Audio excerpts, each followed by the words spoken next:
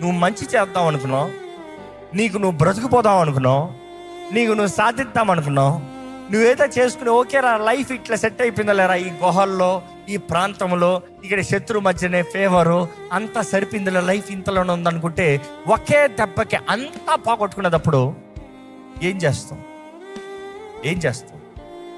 మనం చూస్తే తెలుసా, ఆ ఏడుపులో చేదు వస్తుంది కదా. లైఫ్లో మనం అనుకుంటే కష్టపడిందంతా పోగొట్టుకున్నప్పుడు చాలామందికి దేవుడి మీద చేదు వస్తుంది కదా.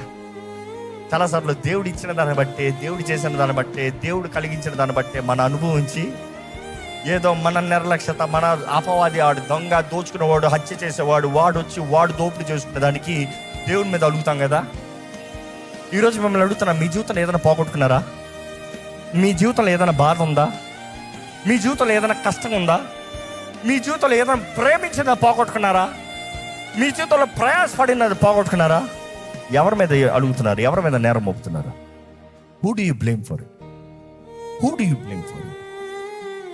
దేవుడు నీ ఆధారం అన్నదప్పుడు దేవుడి మీద అలగద్దు. యోబు విషయంలో చూస్తే యెహోవా ఇచ్చను, యెహోవాయే తీసుకుని. కొన్నిసార్లు మన జీవితంలో ఎవరో వచ్చి మనల్ని లేపుతారని కాదండి. కొన్నిసార్లు మన జీవితంలో ఎవరో మనకు వచ్చి చేయిస్తారని కాదండి. కొన్నిసార్లు మన జీవితంలో ఎవరో మనకి తలుపు తెరుస్తారని కాదండి. కొన్నిసార్లు మన జీవితంలో ఏం చేయాలి తెలుసా? Get your self up. దేనిని బట్టి? నన్ను బలపరిచే దేవుడు ఉన్నాడు. ఎంతమంది ఇక్కడ ఉన్నవారు దేవుడు నా బలము, దేవుడు నా కోట, దేవుడు నేను నమ్మున్నాను, దేవుడు నేను ఆశ్రయిస్తున్నాను చెప్పగలుగుతున్నారు. ఈరోజు మీ జీవితము ఎవరి వైపు ఉంది? మీ దృష్టి ఏంటి? మీ కొరకు ఇచ్చిన వారిని మీరు పోరాడి చంపకండి.